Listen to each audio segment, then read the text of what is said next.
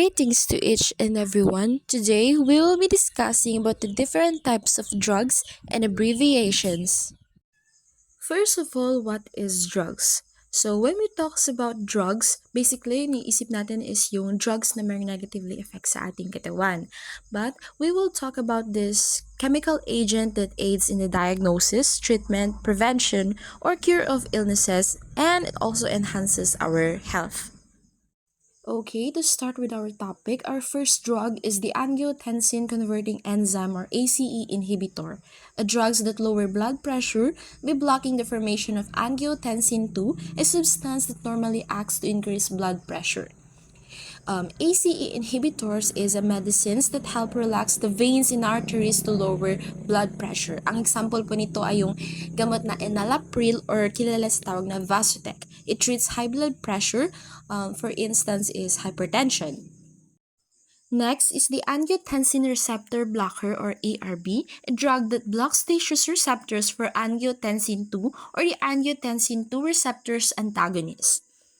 When we talk about this ARB, it is used to treat high blood pressure and heart failure. Example is the losartan. It treats high blood pressure and it also relaxes the blood vessels para po maiwasan yung risk ng stroke sa mga may high blood at yung paglaki po ng puso. And don't you know that ACE and ARB are considered really effective and have similar benefits and works well in the body, though mas less po yung side effects ng ARB. Antiarrhythmic agent, drugs that regulates the rate and rhythm of the heartbeat. When we talk about this agent, it is the medication that prevents at nagtitreat sa ritmo ng puso that is too fast or irregular. It also reduces symptoms and help avoid life-threatening complications.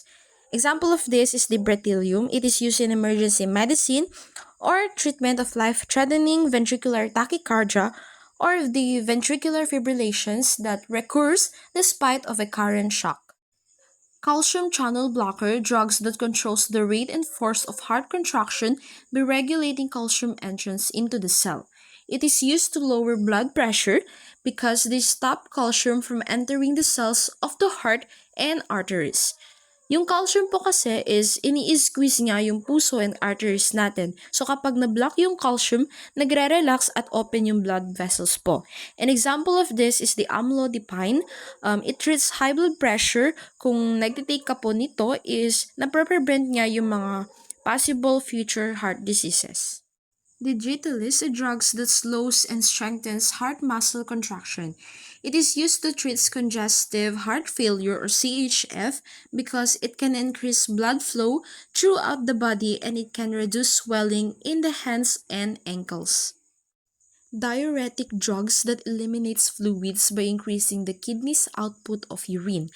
Lowered blood volume decrease the heart's workload. It helps reduce fluid buildup in the body and tinatawag din silang water pills. Kadalasan sa mga diuretics kasi is that it helps the kidney to remove salt and water through the urine at binababa niya yung amount of fluid flowing through the veins and arteries. Example of this is the bumetamide. It helps treats fluid retention and swelling caused by heart failure, liver, and kidney diseases, and etc. Next one is the hypolipidemic agent, drugs that lower serum cholesterol, also known as cholesterol lowering. Drugs that use in the treatment of high levels of fats. Example of this is the statin, and one type of this is the atorvastatin. It lowers cholesterol and fat levels in the blood and it helps prevent medical problems like stroke, chest pain caused by fast clogging the blood vessels. The last one is the lidocaine, a local anesthetic that is used intravenously to treat cardiac arrhythmias. This local anesthetic is used in a wide variety of superficial and invasive procedures. It also prevents pain by blocking the signals at the nerve endings in the skin. This medicine does not cause unconsciousness as general anesthetics do when used for surgery. And yung medicine na to is available lang siya kapag prescribe po siya ng ating doctors. Okay, to know more about the different types of drugs and abbreviations, my team will continue the discussion. Loop diuretic, it is a drug to increase urine output by inhibiting electrolyte reabsorption in the kidney nephrons. They are primarily used to treat hypertension and edema, often due to congestive heart failure or chronic kidney disease. Next, nitroglycerin, it is drug used in the treatment of angina pectoris or the chest pain to dilate coronary vessels. Also, we have the statins. It is a drug that acts to lower lipids in the blood. Statins also are medications that reduce the level of cholesterol in your blood and protects the insides of your arteries. Next, we have the streptokinase. It is an enzyme used to dissolve blood clots or yung mga namumuong dugo sa ating katawan. Next is the tissue phasminogen or activator or the TPA. It is drug to use to dissolve the blood clots. Parang katulad lang siya ng streptokinase kanina, but streptokinase is an enzyme while TPA is a drug. Next is the vasodilator. It is drug that widens blood vessels and improves blood flow. They prevent the muscle from tightening and the wall from narrowing. The purpose of vasodilator is to increase blood flow to tissues in the body. And now let's move to the abbreviations. First, we have the ACE, or known as angiotensin converting enzyme. It plays an important role in controlling the blood pressure. It is also used to prevent, treat, or improve symptoms in conditions such as high blood pressure, or also called as hypertension, coronary artery disease, diabetes, and heart attack. Next, we have the AED, or the automated external defibrillator. It is used to help those experiencing sudden cardiac arrest. It is a medical device that can analyze the heart's rhythm, and it is necessary to deliver an electric shock or defibrillation. Next, we have the atrial fibrillation. It is used when abnormal electric impulses suddenly start firing in the atria. AMI, or acute myocardial infarction, also known as a heart attack, is a life-threatening condition that occurs when blood flow to the heart muscles is abruptly cut off, causing tissue damage. This is usually the result of a blockage in one or more of the coronary arteries. APC, or atrial premature complex, are a common kind of heart arrhythmia characterized by premature heartbeats originating in the atria. AR, or aortic regurgitation, allows some of the blood that was pumped out of the left ventricle to leak back in. As the left ventricle works harder to keep pushing blood through the aortic valve, it may eventually become enlarged and weakened. A weakened left ventricle may lead to heart failure. ARB, or angiotensin receptor blocker, also known as angiotensin receptor antagonist, are used to treat high blood pressure and heart failure. AS, or aortic stenosis, occurs when the aortic valve narrows and blood cannot flow normally. The condition may range from mild to severe. Over time, aortic valve stenosis causes your heart's left ventricle to pump harder to push blood through the narrowed aortic valve. ASCVD, or atherosclerotic cardiovascular disease, is caused by plaque buildup in arterial walls. ASD, or atrial septal defect, is a birth defect of the heart in which there is a hole in the wall that divides the upper chambers of the heart. The cause of atrial septal defect is unclear. Atrial septal defect is a structure problem that occurs during heart development while a baby is still in the womb. ASHD, or atherosclerotic heart disease, is a thickening and hardening of the walls of the coronary arteries. Atherosclerosis is a potentially serious condition where arteries become clogged with fatty substances called plaques or atheroma. AT, or atrial tachycardia, is a type of abnormal heart rhythm or arrhythmia. It occurs when the electrical signal that controls the heartbeat starts from an unusual location in the upper chambers and rapidly repeats, causing the atria to beat too quickly. Ventricular, or AV, is a heart attack defect in which there are holes between the chambers of the right and left sides of the heart. Bundle branch block, or BBB, is a right bundle branch block occurs when a disruption happens along the pathway that sends electrical signals to your right ventricle, same as the bundle branch block. Blood pressure or BP. Blood pressure is the amount of force your blood uses to get through your arteries. If your blood pressure is too high, it can cause health issues. Coronary artery bypass graft or CABG. It is a uses healthy blood vessels from another part of the body and connects them to blood vessels above and below the black artery.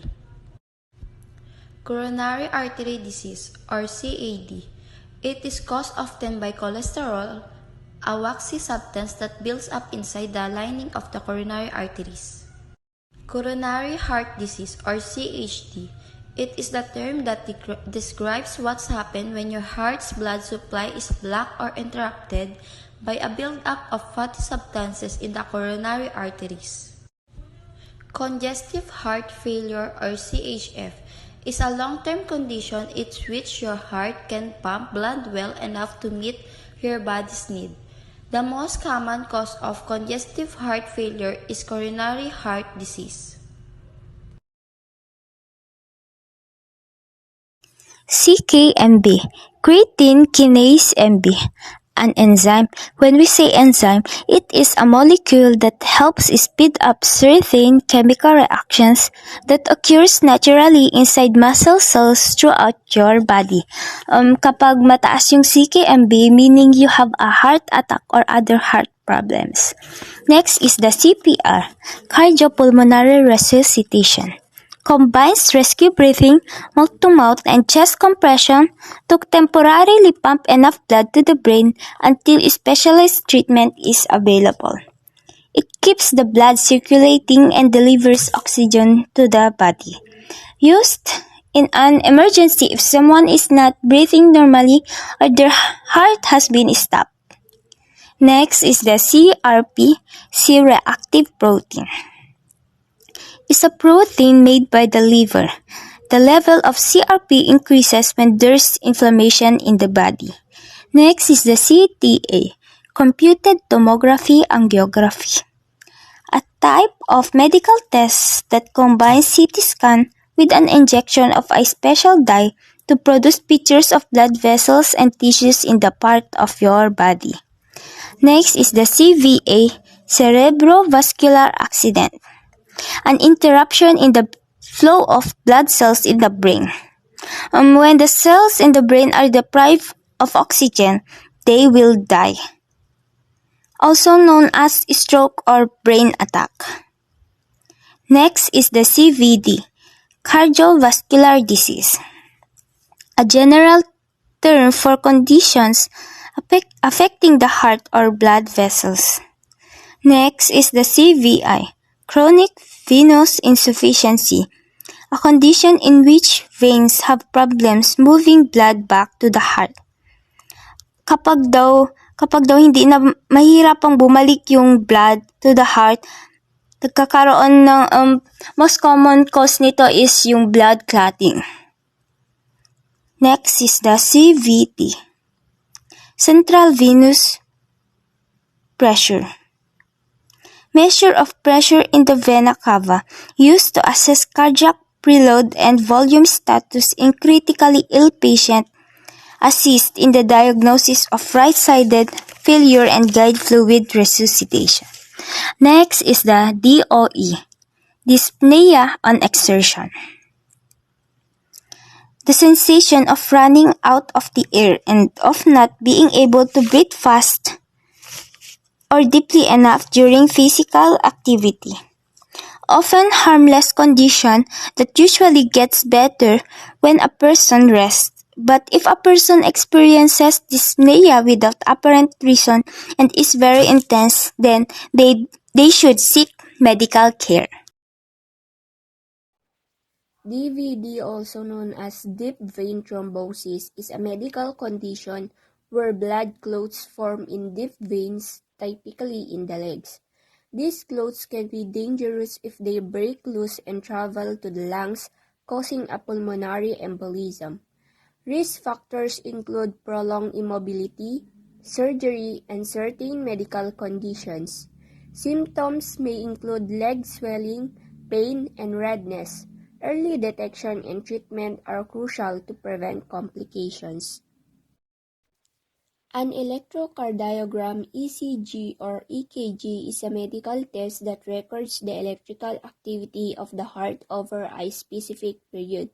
It involves placing electrodes on the skin to detect and measure the heart's electric impulses, providing valuable information about heart rate, rhythm, and any potential abnormalities.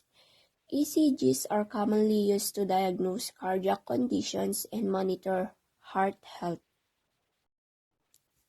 HDL or high-density lipoprotein is a type of lipoprotein in the blood that plays a crucial role in carrying cholesterol away from cells and tissues to the liver for processing and elimination.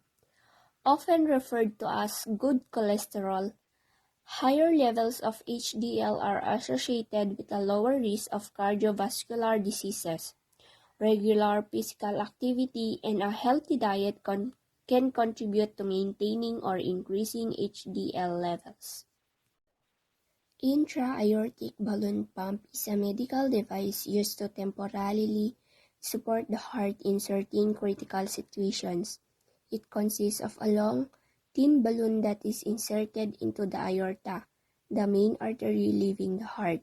The balloon inflates and deflates in sync with the cardiac cycle, assisting the heart by improving blood flow and reducing the workload.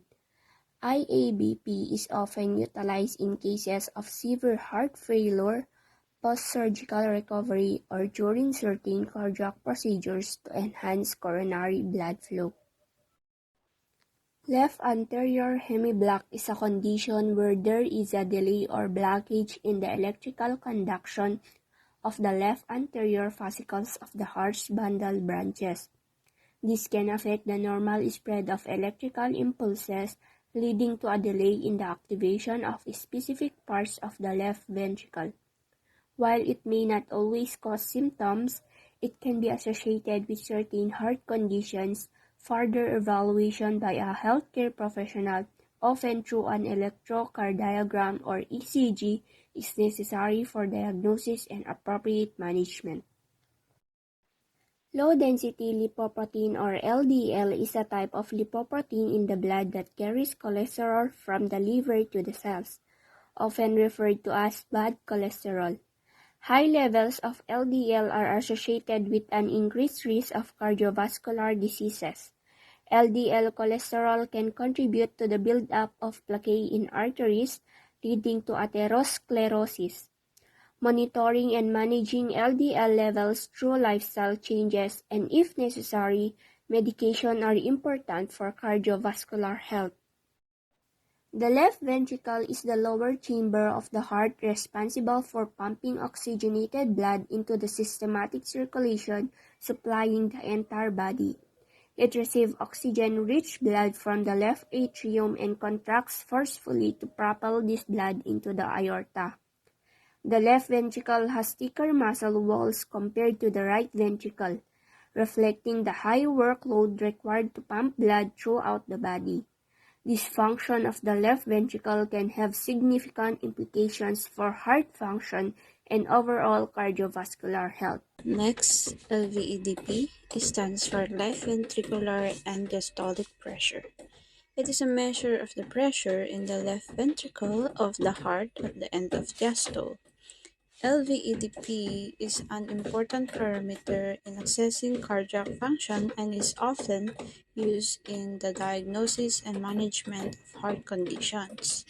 Elevated LVEDP may indicate impaired ventricular relaxation or increased resistance to ventricular filling, potentially pointing to heart-related issues. If measurement is too high, it means your heart might be having trouble in relaxing and filling with blood properly. Or low LVEDP may be seen in conditions like severe aortic valve incompetence where the aortic valve does not close properly. Next, LVH stands for left ventricular hypertrophy. LVH is a condition where the muscle wall of the heart's left ventricle becomes thickened. This thickening is often a response to condition that makes the heart work harder. such as blood pressure or aortic valve stenosis. So next is MI, stands for myocardial infarction, commonly known as a heart attack. Occurs when the blood flow to a part of the heart muscle is blocked, usually by a blood clot. This lack of blood flow can cause damage or destruction to the heart muscle cells. Symptoms of heart attack may include chest pain or discomfort, shortness of breath, nausea, lightheadedness, or pain or discomfort in the arms, back, neck, jaw, or stomach. Prompt medical attention is crucial to minimize damage to the heart. Next, mmHg stands for millimeters of mercury. Millimeters of mercury is a unit of pressure commonly used in measurement of the blood pressure. It represents the height of a column of mercury that would exert the same pressure as the pressure being measured. In the context of blood pressure, it is expressed as two values. First one is systolic pressure. Systolic pressure is the higher of the two values, representing the pressure in the arteries when the heart beats or contracts. Second one is diastolic pressure. Diastolic pressure is the lower value, representing the pressure in the arteries when the heart is at rest between beats. Next, MR stands for mitral regurgitation. MR is a heart valve disorder where the mitral valve does not close properly. This failure to close tightly allows blood to flow backward from the left ventricle in the left atrium, instead of moving forward into the aorta. So, this condition can result from various causes, including valve prolapse, where the valve's flaps bulge back into the atrium. Next is valve stenosis, where the valve becomes narrowed, preventing proper closure. And next is rheumatic fever, where an inflammatory condition that can affect the heart valves. And next is MS, stands for mitral stenosis. MS is a heart valve disorder characterized by the narrowing of the mitral valve. This narrowing restricts the blood flow from the left atrium to the left ventricle and can lead to various cardiovascular symptoms. Common causes of mitral stenosis include rheumatic fever.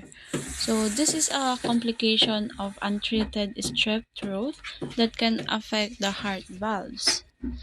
And calcification. This is a buildup of calcium deposits on the mitral valve, often associated with aging. And next is MUGA, stands for multi-gated acquisition.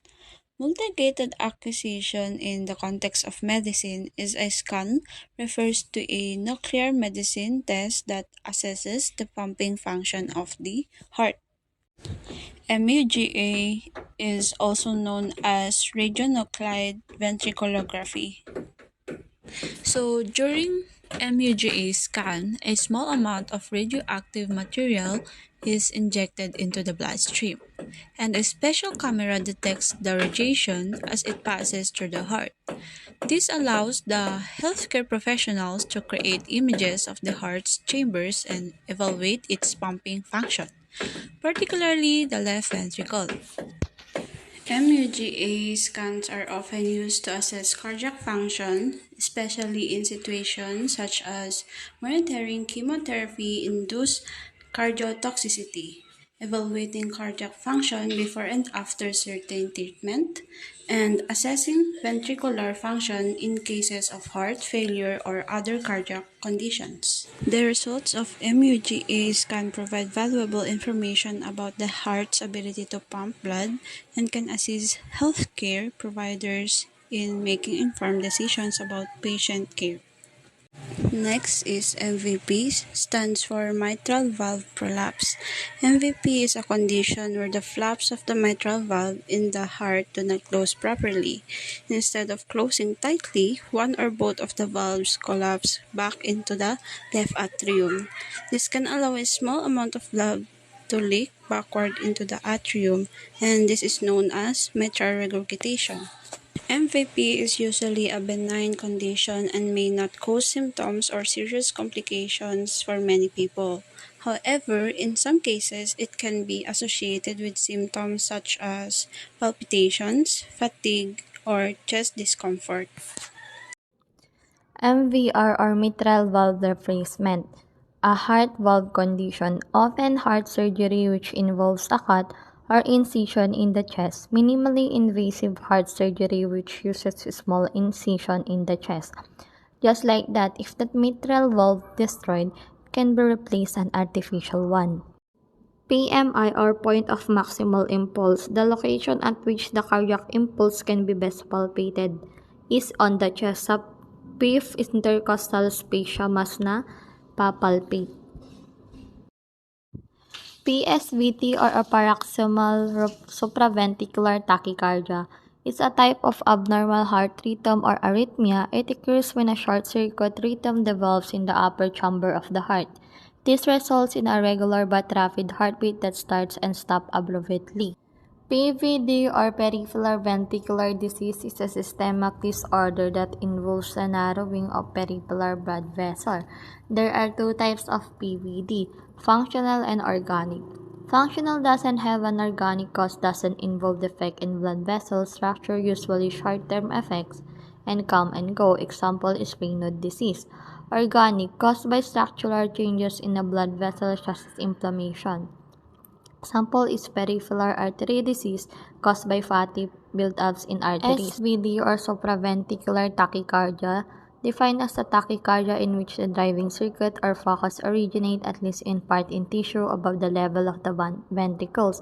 In the absence of a bundle branch block, there is an intact conduction to the ventricle via the right and left bundles leading to a narrow and normaling QRS. Therefore, these arrhythmias are also often called narrow complex tachycardias. VLDL or very low density lipoprotein, a bad form of cholesterol because in excess it causes atherosclerosis in your arteries. A normal VLDL level is below 300 mg per dl. Your healthcare provider can measure your VLDL cholesterol through a simple blood test. VSD, ventricular septal defect, is a birth defect of the heart in which there is a hole in the wall or septum that separates the two lower chambers. There are four basic types of VSD. First is conal septal VSD. The rarest of VSD, it occurs in the ventricular septum just below the pulmonary valve. 2. Perimembranous VSD, located near the valves. This type of VSD is the one that is most commonly treated by surgery because most do not close on their own. Number 3. Anteroventricular canal type or inlet VSD. This VSD is associated with atrioventricular canal defect. The VSD is located underneath the tricuspid and mitral valves. 4. Muscular VSD. The most common type of VSD is an opening in the muscular portion of the lower section of the ventricular septum. A large number of these cause spontaneous do not require surgery. VT or ventricular tachycardia is a general term that applies to any rhythm faster than 100 bpm, arising distal to the bundle of HIS. Sustained VT with hemodynamic stability is life-threatening. Based on ECG can be either monophoric VT or polymophoric VT, can also be classified as sustained and non-sustained.